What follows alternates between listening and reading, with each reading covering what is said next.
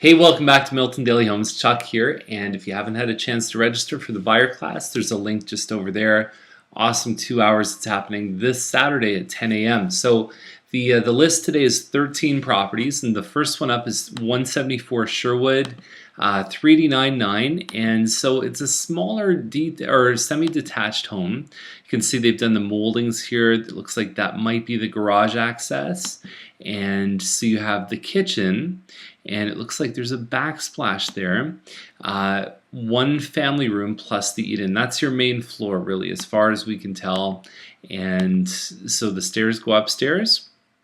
Only one full bathroom up there.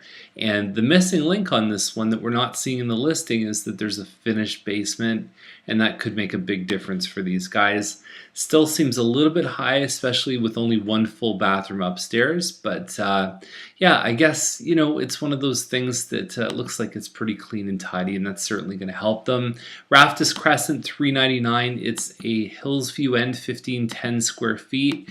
And have we seen these models sell for $399? Absolutely. Much more frequency 3 or 4 months ago than now. But they still might be in the right range. I think that being under the 4 is definitely the place where they want to be. Herman Way is 4099. It's a semi-detached, and not a whole lot of effort happening in that kitchen, but I get it. I get that people want to get stuff on the market and they're trying to get everything together. I would hope that they would put all the kitchen appliances in, but you've got hardwood stairs and you've got basically sort of an open concept living room. Not sure which model this is, but we know it's more than 1,500 square feet. Farmstead is 4099. It's 1,553 square feet. There's a small $50 or $60 fee per month that kicks in, I think, in a year and a half. But it's still there, and it's, that's really like adding $10,000 onto the price. So I look at this in my head and I go, $419, is it worth it? It's a townhouse, 1,500 square feet with a walkout basement, which adds some value. There's some nice floors upstairs. Not sure about this yellow and orange stuff going on in the bathrooms, but it's just, there's this model for sale over at 620 Ferguson for like 360, 370. It doesn't make sense to me. It's not equivalent. I get that Farmstead's newer. I kind of like the location being close to the sports center and everything else, but I just don't see the value in those. And every one that we've seen, and I get it because there's been some good sales there, I just don't personally see why someone would take that option versus probably 10 or 15 other townhouse options. Armstrong is 425, which is why I've probably burned so many bridges. I burned the front back homes. I burned the stuff on Farmstead. Probably never get a listing there, and that's okay because I got to be honest here. I got to tell you what I like and don't like. And Armstrong is 1,665 square feet.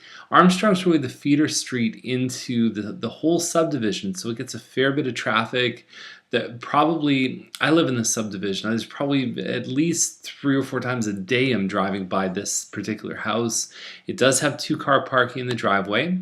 It's got that front room, which is what that front little stack is it's this room here plus a bedroom upstairs, crown moldings, nice hardwood floors, dining room, and then a pretty decent family room as well. And it opens up a little bit behind the wall, and it gives you a little bit of privacy and just a bit of an area to put a table or a couch. So overall, I think it's got a lot going for it.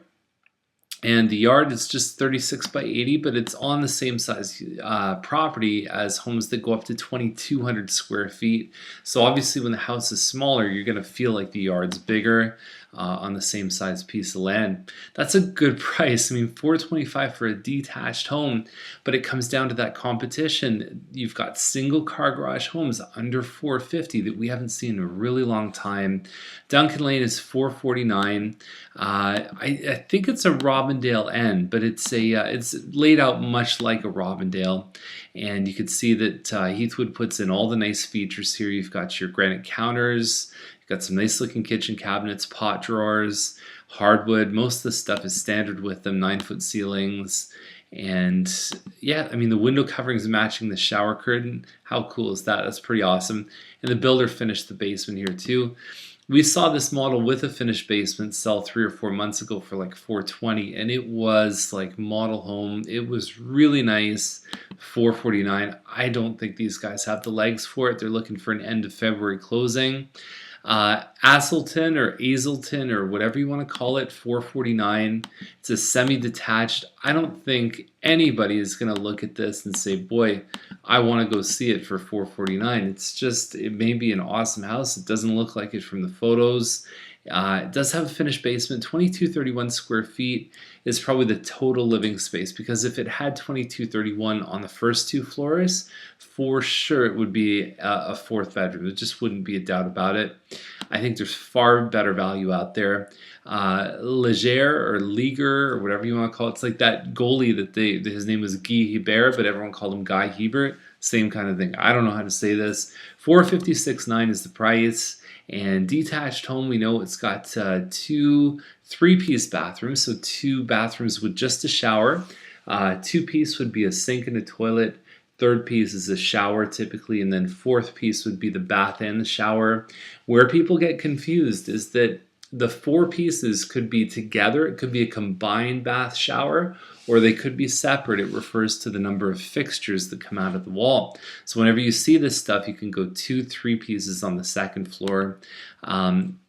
Not sure of the model. I'm looking at this one. There's a big great room here, plus a small den, plus the dining and kitchen and breakfast. That's a lot of space. I mean, and it looks like it backs onto a ravine. So that's a lot of home for that money. Leger is just over here, so it says it's on the east side of the street, so it's probably backing onto this right here. Now, what's going to be built at Bronte and Louis Saint Laurent, as far as I know, is there's going to be a commercial plaza right here, and there's also a high school on one of the corners. I think it may be this one here. There might be signs out right now. I just can't think of that off the top of my head. So, granite counters, undermount sink. Lots of stuff going on with this. I'm really excited to see. I'd be curious if there would be homes on the other side of the street, or if you're just fronting right onto that plaza there. It'll be a bit of a through street, but they've done a good job in making sure there's 3 or 4 streets coming off Louis Saint Laurent into the subdivision. Rural Drive is 465, 1,600 square feet. A little bit more basic inside, although they spent some money in the kitchen for sure. The backsplash, the higher cabinets, the moldings, looks like the counters are upgraded, and to put hardwood in is pretty simple. It's actually a really nice floor plan, and they've done the 4-bedroom version upstairs, which you could do the 3-bedroom plus a loft, or you could do a 4th. Not a bad price. You know, it's really tricky because there's so much competition right now. You can actually find bigger homes than that previous one for $30,000 less, and that makes it really tough to price.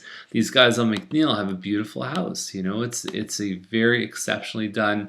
I believe it's a Lindsay, but it kind of looks like a Powell. Either way, about 1,900 square feet, crown moldings, pot lights. They've got a finished basement here, and they've got a beautifully done backyard, lots of landscaping. It's only because of competition. I mean, if they listed this in the spring, I mean, they would have sold it probably in a couple days. But it's a different kind of market, different competition right now. Mockridge is 549.9. And some nice features. You got your pendant lights here, and you've got some upgraded counters, dark cabinets. There is a separate dining room, which you don't really see in the photos too well, but there is a space just past here, and they've got enough of a separation that you can still put a couch against here, walk through the doorway. It's kind of similar to the Mattamy Plan 6, but I don't think there's a front den. And so this one's probably less than 23, between probably 21 and 2,300 square feet. They have a possession of 11/30, November 30th as a possession date. They got to get this home sold fast, so that's something to definitely consider. Now, Mockridge is just south of Diamond, and so you want to be careful what's being built back here. It kind of looks, when you actually Google map it, it looks like it's most likely going to continue the subdivision south.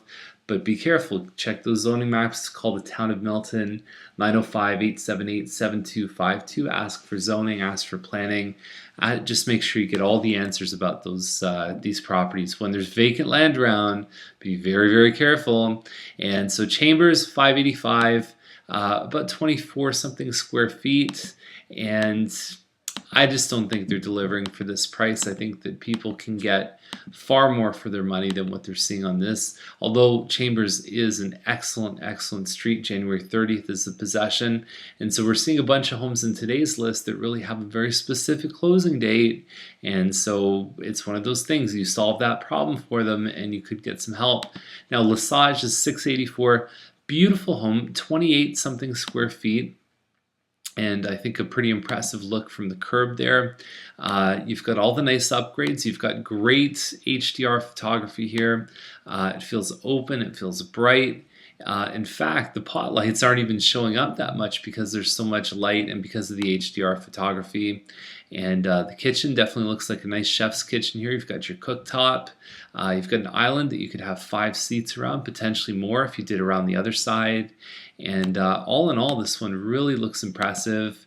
And the only thing is, it's a normal size lot. And I mean, even the nice homes at this size are selling for closer to the mid 6s than the higher 6s. So my first reaction was I thought it was a little high. But I'm also rooting for them because I think that homes like this, the quality and the design and everything that went into it, I think really means something. So anyhow, let's root for these guys. 80,000 in upgrades. The thing about 80,000 is you could see 2 homes that both have 80,000 in upgrades, and one of them looks like this and one of them doesn't. So don't always take it dollar for what somebody paid. There's some upgrades that get you substantial return on investments, and there's some that just don't. Some people put furniture in for some of those upgrades, 150 in upgrades, yeah, but 4,000 of that is televisions. Like, I don't know. Anyways, the last thing to look at here: 9-foot basement. Most basements are 8 foot at best. The 9-foot looks outstanding. I happen to be the beneficiary of one that I bought. And the 9-foot ceilings are absolutely incredible. I wish more builders did them. I know why they don't, because it's expensive, and it's probably an expensive upgrade for these guys. But if you go into this home, you see a 9-foot basement, you are going to love it, especially if your dream is to finish that basement. So have a great day, and if you have any questions, give us a call. And I would definitely encourage you to sign up for the buyer class. It is going to be a great one. We've got 2 guest speakers. We've got Colin Best, who's going to come with maps. He's going to tell you all about development. We're going to get into a lot of different stuff in the home buying process, and it is going to be great. So have a great day. We'll see you tomorrow.